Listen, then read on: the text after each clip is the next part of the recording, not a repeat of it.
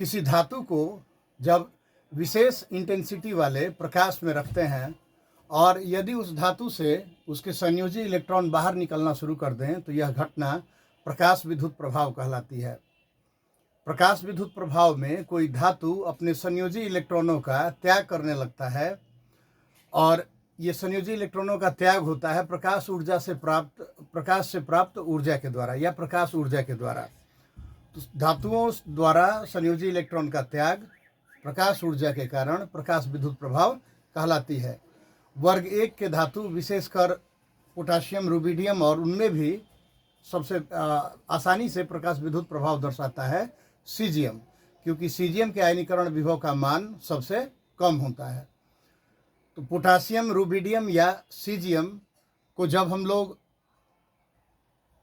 5.0 गुना 10⁻14 hertz आवृत्ति से अधिक के प्रकाश में रखते हैं तो उनका संयोजी इलेक्ट्रॉन बाहर निकलने लगता है। घटना को बोलते हैं प्रकाश विद्युत प्रभाव। प्रकाश विद्युत प्रभाव के लिए एक मिनिमम आवृत्ति वाले प्रकाश की आवश्यकता पड़ती है। एक मिनिमम आवृत्ति वाले प्रकाश की आवश्यकता पड़ती है। वह न्यूनतम आवृत्ति जो प्रकाश विद्युत प्रभाव के लिए उत्तरदायी हो उसे थ्रेशहोल्ड फ्रीक्वेंसी या देहली फ्रीक्वेंसी कहते हैं। देहली फ्रीक्वेंसी कहा जाता है, या इसको बोलते हैं हम लोग थ्रेशहोल्ड फ्रीक्वेंसी कहते हैं।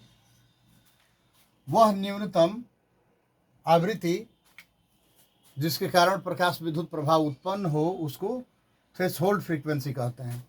तो थ्रेशहोल्ड फ्रीक्वेंसी को दिखाया जाता है ν0 से, और प्रकाश विद्युत प्रभाव संपन्न होने के लिए इससे अधिक आवृत्ति वाले प्रकाश की आवश्यकता पड़ती है।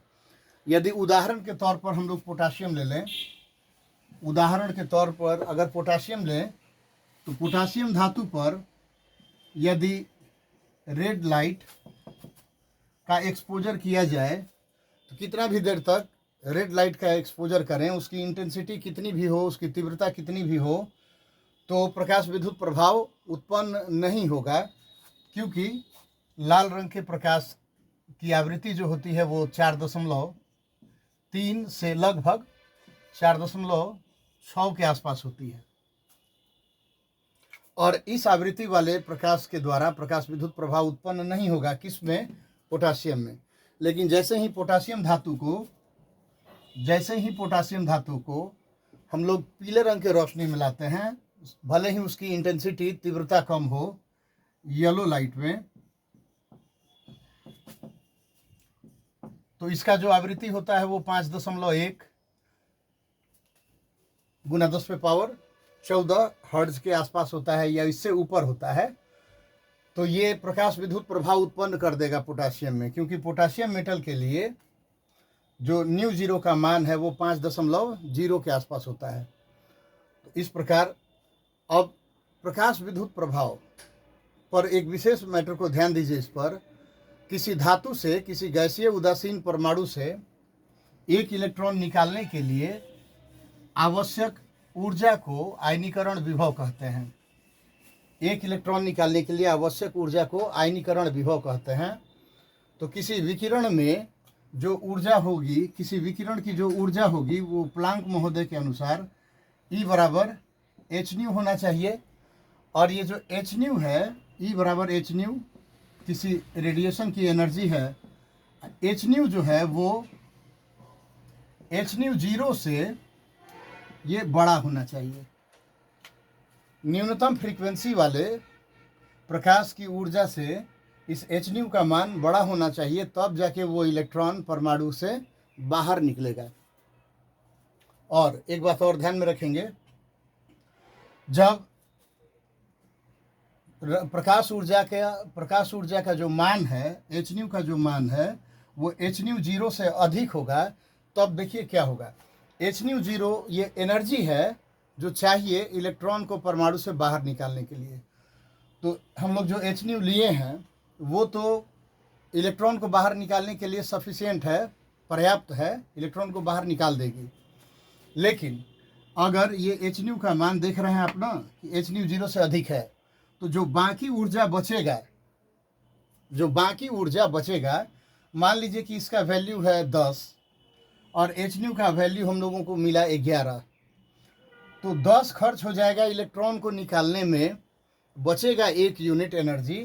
तो जो 1 यूनिट एनर्जी बचेगी, एक उदाहरण के तौर पर हम लोग बात कर रहे हैं, वो एनर्जी इलेक्ट्रॉन के काइनेटिक एनर्जी में कन्वर्ट हो जाता है। ये सबसे महत्वपूर्ण बिंदु है प्रकाश विद्युत प्रभाव का, जिसको आपको ध्यान में रखना चाहिए। एच न्यू 0 से जो अधिक एनर्जी होगी, एच न्यू 0 तो चाहिए प्रकाश विद्युत प्रभाव के लिए, इससे अधिक जो ऊर्जा होगी वो ऊर्जा इलेक्ट्रॉन में ट्रांसफर हो जाएगा काइनेटिक एनर्जी, गतिज ऊर्जा के रूप में। और इस प्रकार प्रकाश विद्युत प्रभाव में ये जो एच न्यू होगा वो बराबर होगा H new 0 plus half mv square के। यहाँ से इस समीकरण का यूज करके हम लोग इलेक्ट्रॉन के गतिज ऊर्जा का मान भी निकाल सकते हैं। एच न्यू 0 हकीकत में है क्या? तो एच न्यू 0 हकीकत में, ध्यान दीजिएगा, ये आयनीकरण विभव है, आयोनाइजेशन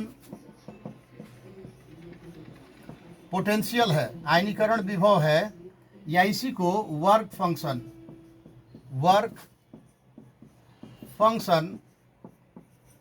W भी बोलते हैं, कार्यफलन कहा जाता है। कार्यफलन, एक इलेक्ट्रॉन को निकालने के लिए जो आवश्यक ऊर्जा है एच न्यू 0, इसी को कहा जाता है वर्क फंक्शन, या इसको हम लोग बोलते हैं आयनीकरण विभव।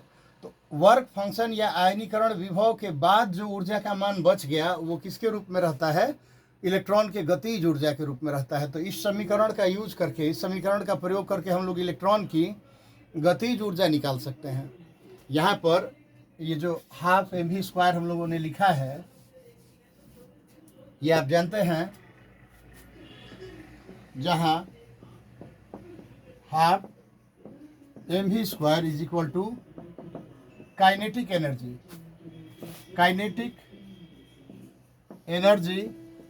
Of electron, kinetic energy, electron की गतिज ऊर्जा। ये जो हाफ mv स्क्वायर है वो इलेक्ट्रॉन की गतिज ऊर्जा है। और ये हाफ mv स्क्वायर किसके अलावे होगा? आयनीकरण विभव के अलावे होगा।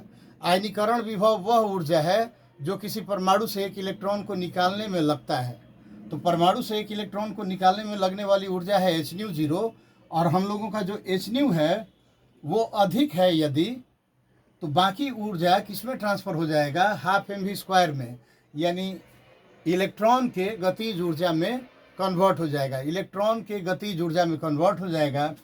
तो इस पर प्रकाश विद्युत प्रभाव पर कुछ अत्यंत महत्वपूर्ण न्यूमेरिकल हैं, जिसको हम लोग अपने अगले लेक्चर में करेंगे। इस पर कुछ महत्वपूर्ण न्यूमेरिकल है जो बनाएंगे तो इसका कॉन्सेप्ट और ज़्यादा क्लियर होगा।